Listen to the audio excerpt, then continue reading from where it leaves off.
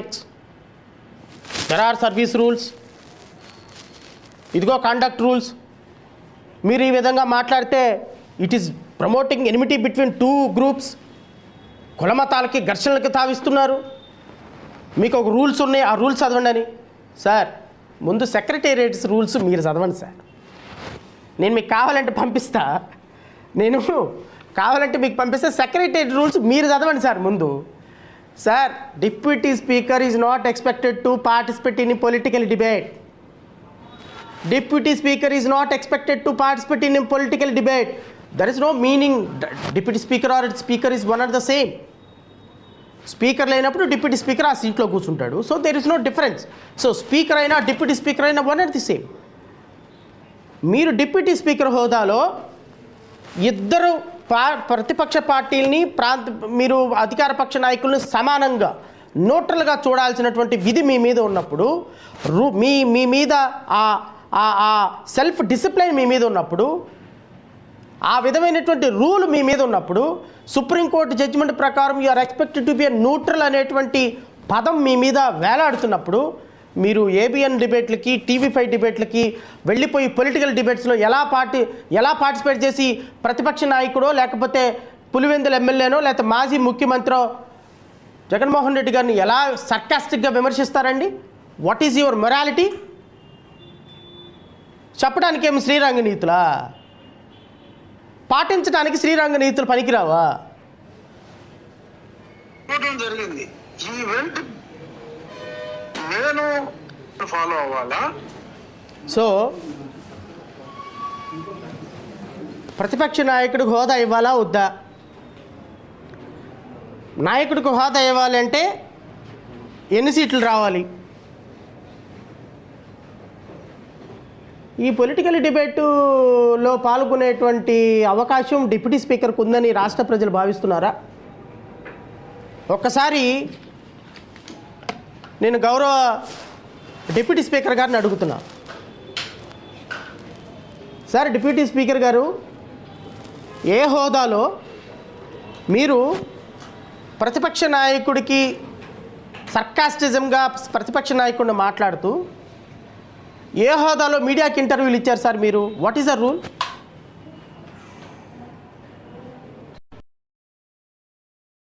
Right ఫోటోలు వెనక పెట్టుకొని ఏ విధంగా ప్రెస్ మీట్లు పెడుతున్నారు సార్?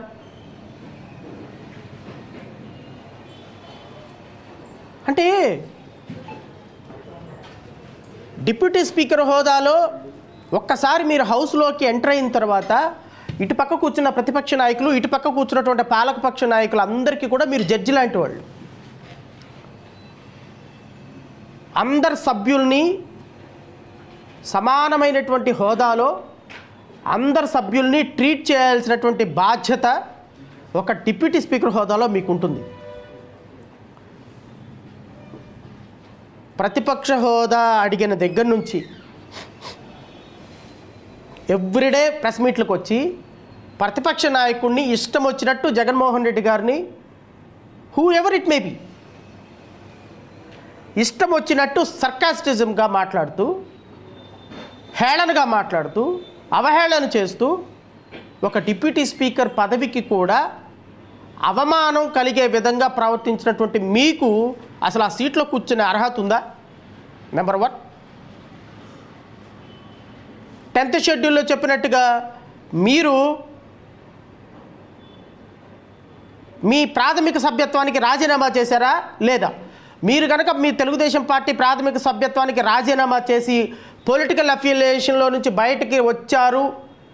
బయటికి రాలేదు అని తెలిస్తే ఒక్క క్షణం ఆ సీట్లో కూర్చోడానికి మీకు అర్హత లేదు. మీకు రూల్స్ బాగా తెలుసు కదా. రూలు, కాన్స్టిట్యూషన్ మ్యాండేట్లు అయినప్పుడు కన్వెన్షన్స్ని ఫాలో అవుతారు.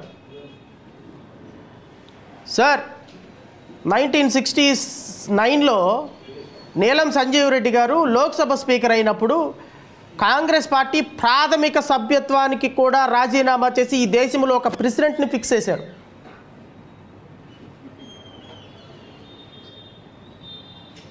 వెంకయ్య నాయుడు లాంటి వ్యక్తి ఒక రాజ్యసభ వైస్ చైర్మన్ అయిన తర్వాత he never spoke about any political party.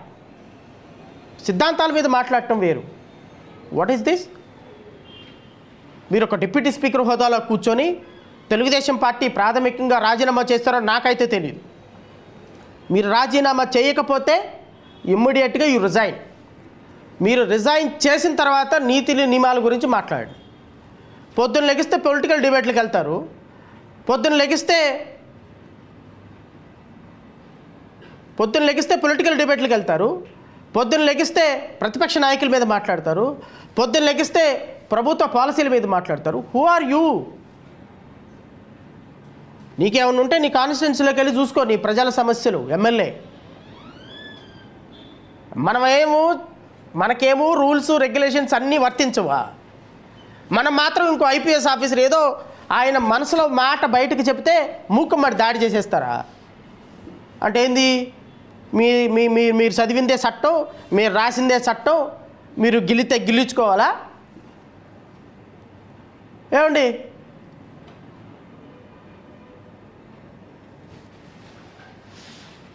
Promoting enmity between two groups.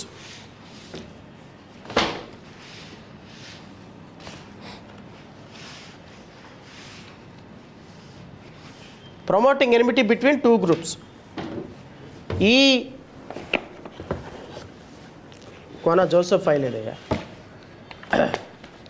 మీరు డిప్యూటీ స్పీకర్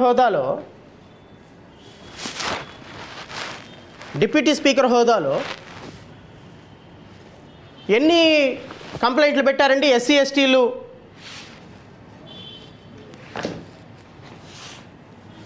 ఎస్టీలకు సంబంధించి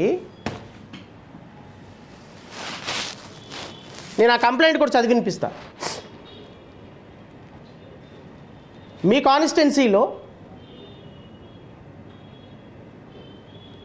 కాన్స్టిట్యున్సీలో ఎవరైనా ఒక ఎస్సీకి సంబంధించినటువంటి వ్యక్తి చర్చికి వెళితే ఆయన మీద కలెక్టర్కి కంప్లైంట్ చేస్తుంది ఎవరు అంటే Raghuramakrishnamraju. Who are you? What is your locus?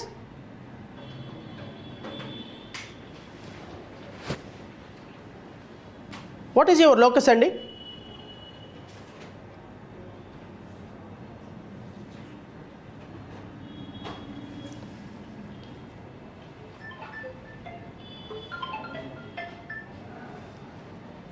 What is your locus?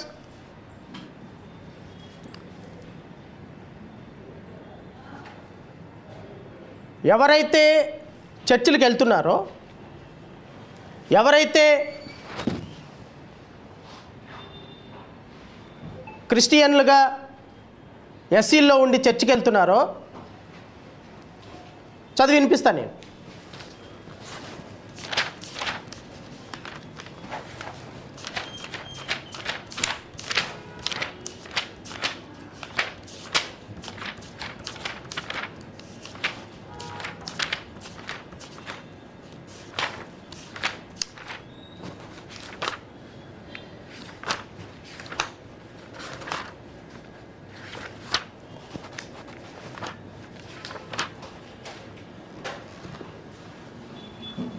ROC number 19374002024 dated 1/3/2025. Caste West Godavari district, Bhimavaram division, so and so, filed by complaint filed by Sri Raghurama Krishnamraju MLA Undi and Deputy Speaker of AP Legislative Assembly for cancellation of schedule and caste certificate issued in favor of Sri Kona Joseph, so and so, submission of finding of the DLIC headed by the Joint Collector West Godavari, explanation submitted and Kona Joseph Elias Joseph before the District Collector on 12/12/2005. It is reference first read above. K. Raghurama Krishnamraju, Honorable MLA Undi constituency and Deputy Speaker of AP Legislative Assembly, has filed a complaint before the District Collector West Godavari and stated that so and so Joseph is a resident of so and so village, and as per the complaint, Sri Kona Joseph studied intermediate at so and so college, and where is recorded showed as a Christian. In the Christian graveyard of Velput, the parents of the graves along with the several others related to the graves were there and submitted some photographs. ఉండి కాన్స్టిట్యున్సీలో నీకు సంబంధం లేకుండా మీకు రిలేషనే లేకుండా మీరు ఏ సందర్భాల్లోనూ ఎగ్రీవుడ్ కాకుండా ఎవరెవరైతే ఎస్సీలుగా ఉండి చర్చిలకు వెళ్తున్నారో వాళ్ళ అందరి మీద డిస్ట్రిక్ట్ కలెక్టర్ దగ్గర కూర్చొని మరి వ్యక్తిగత హోదాలో మీరు కంప్లైంట్లు పెట్టి వాళ్ళ క్యాస్ట్ సర్టిఫికెట్లను క్యాన్సిల్ చేయిస్తున్న సందర్భంలో who are you? Who are you? Is it not promoting enmity between two communities?